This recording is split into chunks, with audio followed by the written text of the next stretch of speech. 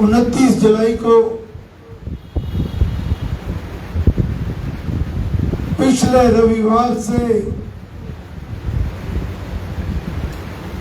हम घर घर जाकर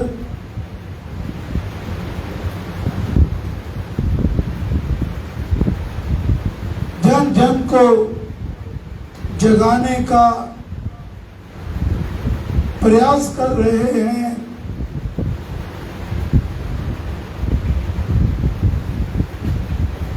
तो कई साधक, कई लोग सवाल करते हैं, प्रश्न करते हैं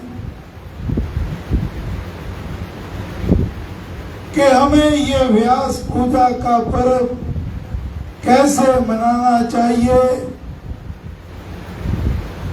उस दिन किसकी पूजा करनी चाहिए, कैसे करनी चाहिए।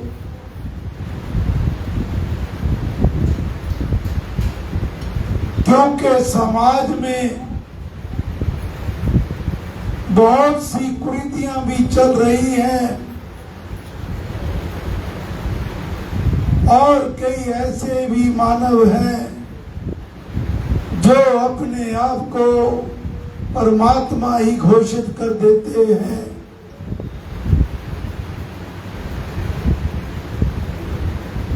कि मैं ही भगवान हूं, मेरी ही पूजा करो।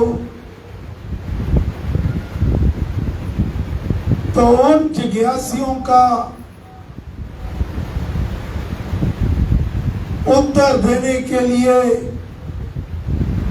मैं तो गुरुदेव की वाणी का सहारा लेता हूं। महाराज ने फरमाया है, परम गुरु श्री राम ही हैं। कोई भी जो मानव चोले में गुरु है, वो आपका मार्गदर्शक है, महापुरुष है, संत है।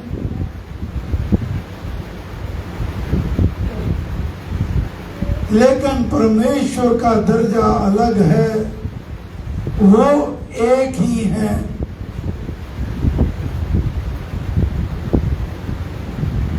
उस परम गुरु श्री राम का पूर्ण प्रतीक परम पावन श्री राम नाम है।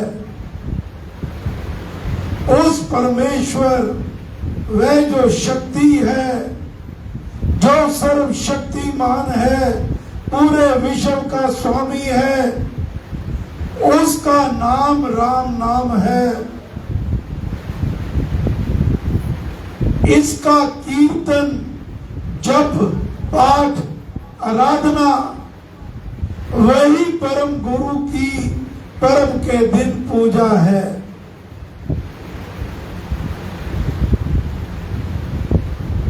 तो गुरु महाराज ने स्पष्ट कर दिया, अपने आप को तो उन्होंने कभी गुरु नहीं कहलाया। कोई भी महाराज के पास आता कि महाराज आशीर्वाद दे दो, तो एक ही बात कहा करते, प्यारे राम राम का जाप करो, परमेश्वर श्री राम कृपा करेंगे। अर्थात अपने आप को बिल्कुल पीछे करके यही प्रयास किया कि सभी उस परमेश्वर परम गुरु श्री राम से अपना सीधा संपर्क बनाएं। पिछले 3 रविवार से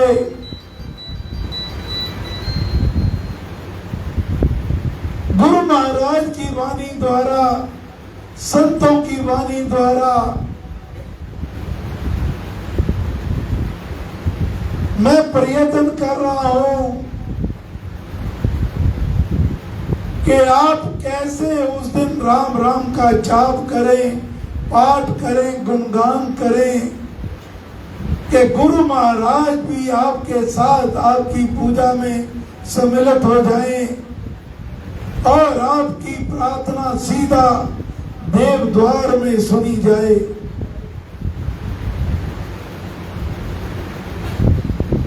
आज गुरु महाराज हमें आगे समझा रहे हैं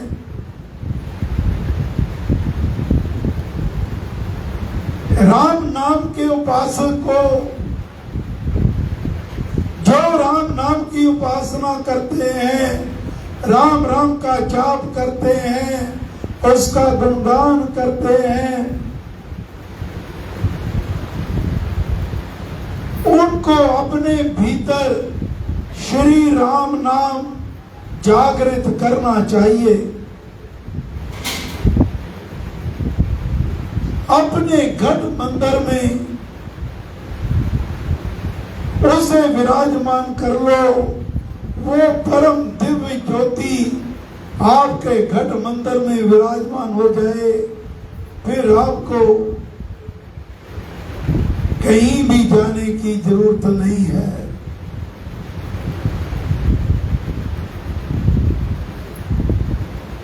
आंख बंद करी, नेत्र बंद करे,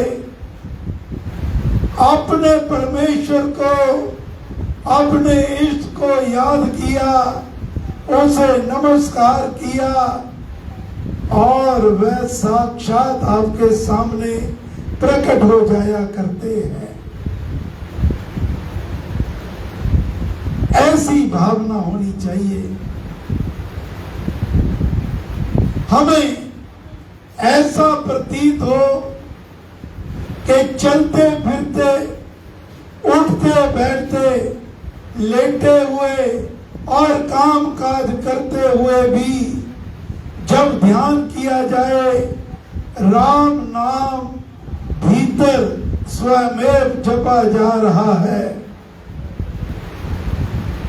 जहां तक के सोते हुए जप चलता रहे और जब आंख खुले उस समय भी राम नाम परम तारक मंत्र की तार भीतर हिलती हुई प्रतीत हो।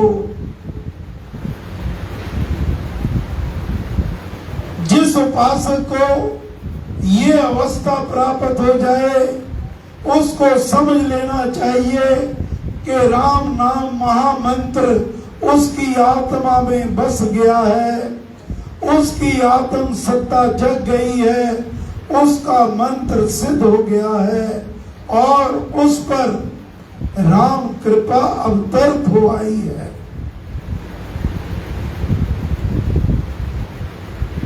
हम सब गृहस्थी हैं, हम हर वक्त माला लेकर राम नाम का जाप नहीं कर सकते। काम काज भी करना है, कर्तव्य पालन भी करना है, लेकिन महाराज फरमाते हैं कि इतना अभ्यास कर लो राम राम के जाप का कि हर वक्त आपका मन उस राम नाम की माला को पकड़ ले। हाथ से काम करो, जीवा से उसका गुणगान करो, कानों से उसका श्रवण करो, नेत्रों से देखो, हाथ से पांव से सेवा करो, लेकिन मन को, आपका मन राम नाम को पकड़े रखे। यही ये संतों की निशानी होती है।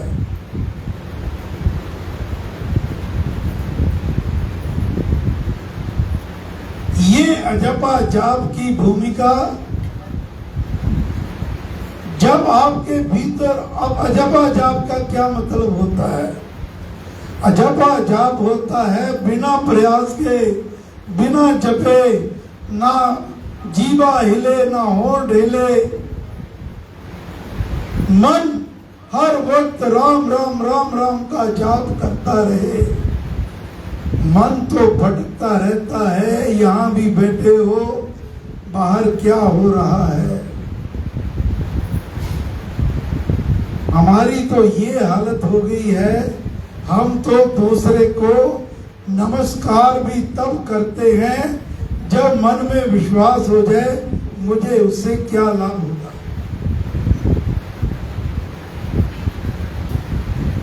स्वामी जी महाराज फरमाते हैं कि अपने भीतर राम नाम को रमा लो, जपा जाप आपके भीतर हर वक्त राम राम का जाप चलता रहे। ये योग की ऊंची भूमिका है।